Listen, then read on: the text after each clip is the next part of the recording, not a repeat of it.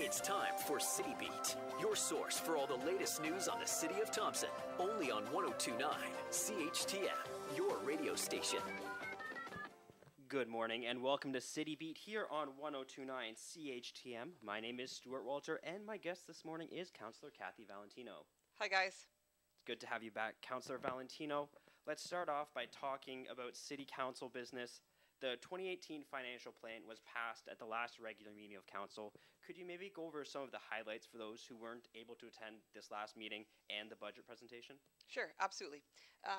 Start a little bit with how the whole process rolls out to get to the final reading. It has to be submitted to the province by May 15th.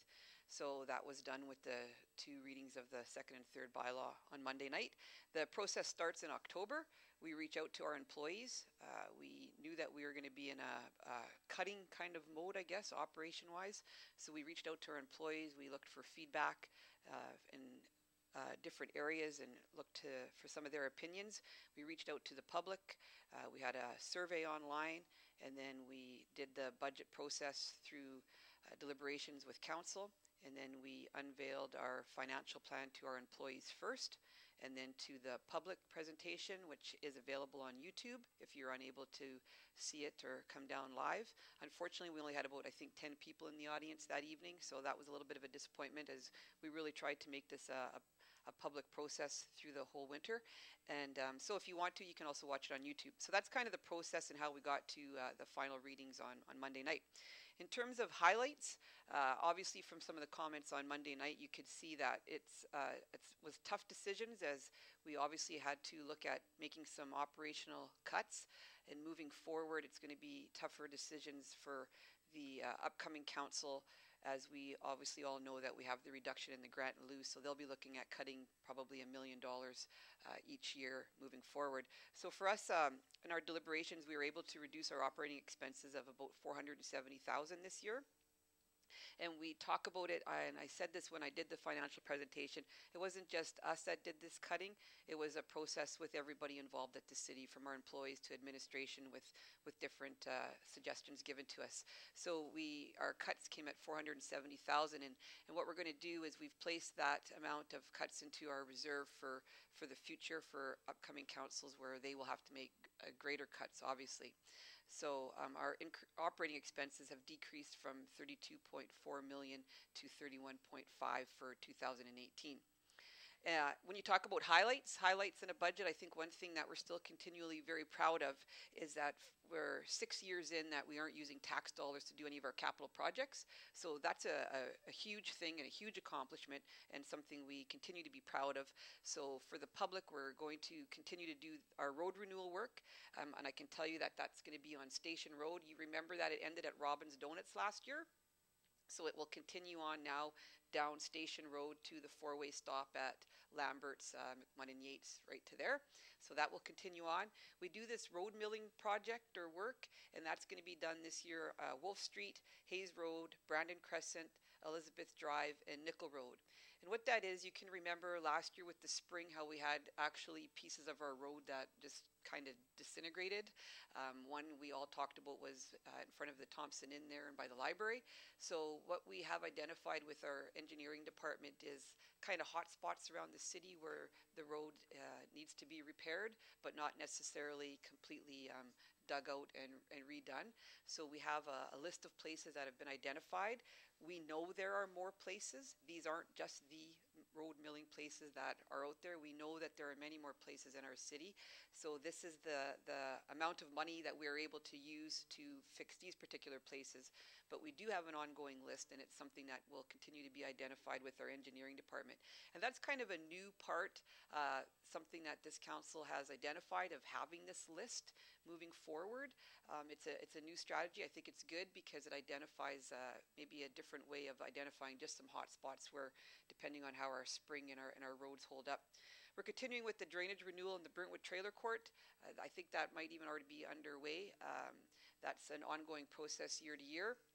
So that will happen, and we'll continue with the multi-use pathways. That's always been a success here within our city. So that's going to happen from Princeton Drive to Mystery Lake Road. and we're also in the process of looking at an additional transit bus. So those capital projects are something that are happening, and they won't be affected or used by property tax dollars. I don't think anyone like myself who likes to get out and maybe go for a walk or with rollerblades will complain about having that nice new multi-use path rather than just having the normal sidewalk. Yeah, no, especially with the wheels. Yeah, that's been great, and I think that's something you see more and more now in cities as transportation and the network links for that happen within cities. A couple other highlights I'll mention to you that we're obviously a council that prioritize tourism as an important part for our city and for our region. So we have set up with the Thompson Hotel Association. So they will be funded $400,000, $200,000 from last year, and $200,000 for this year for their economic development tourism. So that'll go to them through the Thompson Hotel Association, something that we hope will definitely help improve bed nights in our city and tourism within our city and our region. So I don't know, is there any other highlights from that you want me to talk about, exactly how much it's going to cost you? How about that? Sure. Okay, so the bottom line is the 2018 residential mill rate has increased 1.13%. So that will be the overall increase on the city's property tax bills that you'll see. A lot of people are upset about the cancellation of the city-run summer camps. I know that, and the reduction of hours in service at the TRCC and Norplex pool. It's been brought up a few times at both at the budget presentation and at council meetings that was a really hard decision to make. How did they end up on the chopping block, so to speak? Okay, so we had an identified list of, I think there might have been 20 different options for budget cuts through operations. So this was one of the items that was on there. That's how I guess it got to the chopping block. It was on the identified list. And I appreciate the comments that have come forward from people that have actually spoke to us about the summer day camps. So as of right now, those day camps for this summer will not happen at the TRCC. It is our understanding that Mamawitak and the Thompson Boys Girls Club have day camps available in the summertime. But I can also tell you that it's not, there's also a little bit of that we've stopped all of our programming. That's not necessarily true. We still have our waiting pools that will definitely be staffed and opened as always. Rotary Park obviously has their water park. We have our skateboard park and our Norplex pool. And we still have like drop-in basketball going on. So it's not the only thing right now is the day camp. So I just don't want people to think that we've just kind of stopped everything. That's not necessarily true at all. For the reduction in the hours at the TRCC, it's important to realize that these hours are just for the person at the front desk. So it was shortening the staff hours from an hour at the beginning of the day and an hour at the end of the day, if I'm correct, for that. So the TRCC building as a whole hours are not affected. It was the staffing position that's working at the front desk. So that's, I mean, the information there. And please go to our website for our activities and workshops and everything that we still have going on, because we still do have programming going on. And then a question that was submitted a few weeks back. Someone is wondering if the concerts in the park is going to be something that will continue this year. Yes, from what I understand, the Recreation Department will still be going forward with concerts in the park as one of our summertime activities down at McLean Park. The election is coming up, and we've already started to see people announce that they're running. What are the dates for those who may be considering declaring their intent to run for council or mayor? Right. So all the information about the municipal election you can find on our City of Thompson website, because there's numerous dates of when you can put in, when you can pull out, final dates. But May 1st was the date where you could officially put your papers in to run for mayor, and June 30th is the day that you can officially run for city council for the municipal election. But I would advise people to go to the website to get all the dates, and that will also give you the information on the school board information also. For me personally, I don't know all the dates right now because I feel like we still have 5 full months left in our mandate and we have a lot going on, so I'm focused on still what we're working on doing right now, as we got lots on our plate. Who is eligible to vote in the election, and how can you check to see if you're on the list, or maybe to add your name if you're not? So to see if you're on the list or add your list, you actually would have to go to the website, follow the link. I believe it's to Elections Manitoba, and that will tell you the whole ins and outs. Dave Turpey is our Chief Returning Officer for the election, so you could also contact him direct to know all the ins and outs, because I don't want to say them if I don't exactly know the full rules. To get in touch with him, would you go through City Hall? Yeah, you can go through City Hall, and I believe that contact information for him will be on our website under the information about the municipal election. The city received a letter from Wab Kinew, who's, for those of you who don't know, is the leader of the Manitoba NDP and the leader of the official opposition. That letter came in, I believe, around mid-April. I know Mayor Fenske and other members of council keep in touch with both Mr. Kinew and the Manitoba NDP. What's the value for the city in lobbying and keeping a good relationship with the parties that aren't in power and can't really make any big decisions? Okay, so the letter was a follow-up to a meeting that Mayor Fenske had with Wab Kinew, and it was in reference to Wab Kinew's comments, or maybe a press release also, about his thoughts on Churchill becoming the hub for the healthcare for the northern Manitoba. So Mayor Fenske had a meeting with him, as obviously we feel the city of Thompson should be the hub and the location to promote healthcare for northern Manitoba. So that was the follow-up to that meeting, and that was what the conversation was about. I think that as municipal leaders, we want to have a good relationship with everybody, whether or not they're the opposition or the party in power. I think it's important that we have good relationships and have conversations with whoever it is, as they may have some kind of insight or something that they can help raise our issues to the next level or to help get our voices heard. Now that all the snow is gone, it's now pothole and street sweeping and roadwork season. Could you fill us all in on what the current status of those three things is? Absolutely. Well, the current status is the potholes exist. I think they grow overnight. They're awful. And fill one in one day, it's right back beside it the next day. I know. It's got to be so frustrating. Well, it is frustrating because of the weather. It doesn't help. You know, it freezes at night. Especially yesterday. Yeah, and then it melts, so then it pops the asphalt out. It's a real struggle, but they are working on them. I do believe the potholes crew today is in the Westwood area. You're always welcome as the public to phone into Public Works, and they do have a list, and they are continually working on them. We try to get our communications director to put PSAs out so people are aware of where they are working for the day. So, I mean, they are out there. And for the street sweeping area, you can see already that some of the boulevards have been done. I can see on Thompson Drive they were doing by the multi-use pathway.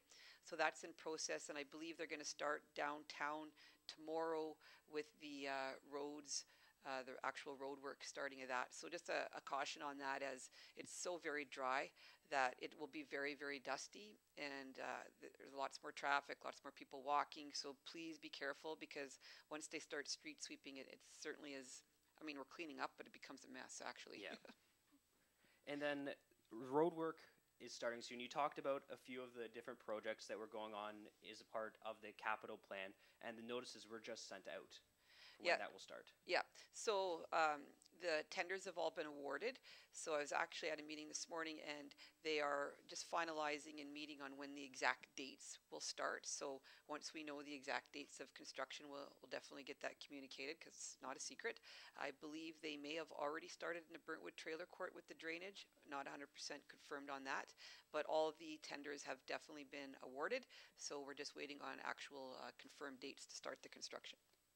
Now that we are hopefully and actually into spring now, it brings out a whole new set of possible dangers, including the very cold river and fires. Yeah, good point on the river. I think sometimes we just focus on the ice is thin, don't go on the ice. But now you'll see that we had some PSAs out and some communication about the cold weather and hypothermia, and we're kind of into that phase now. So it's important that we educate the public and everyone around about cold water, and I mean how it can be very, very dangerous.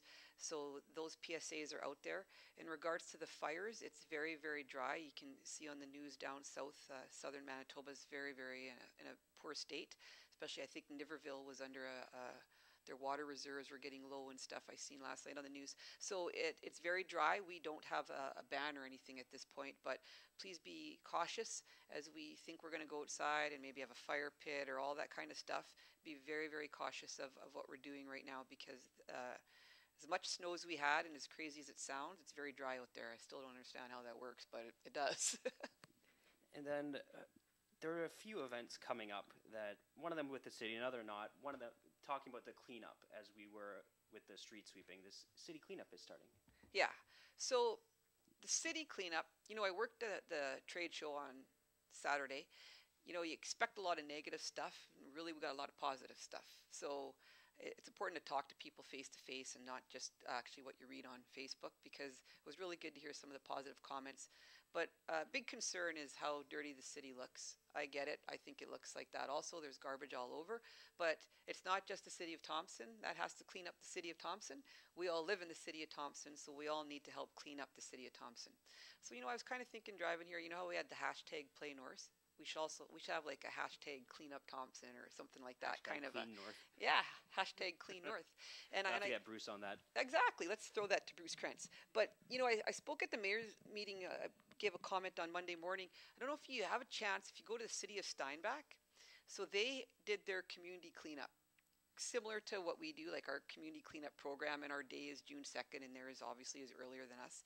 But they had a record number of people in their city step up, over 2,000 people. Wow. So I said, let's find out what they did. Like, why is the city of Steinbach got 2,000 people and we can't get 2,000 people to get a garbage bag and clean up the city of Thompson? So that's something we're looking at. Maybe not happen for this year because we are in the midst of our spring cleanup. But I think, come on, everybody, we can all do our part and help clean this up, clean our streets up, our communities up, our even where just in your little area where you live, your street.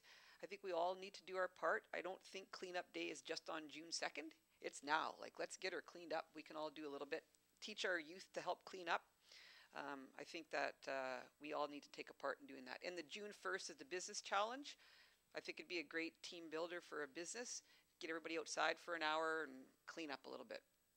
And then Mental Health Week is wrapping up tomorrow. Yes. So tomorrow afternoon, Canadian Mental Health down at McLean Park. Yeah. Outside, hopefully the weather's good for them. If not, their backup plan is Baco.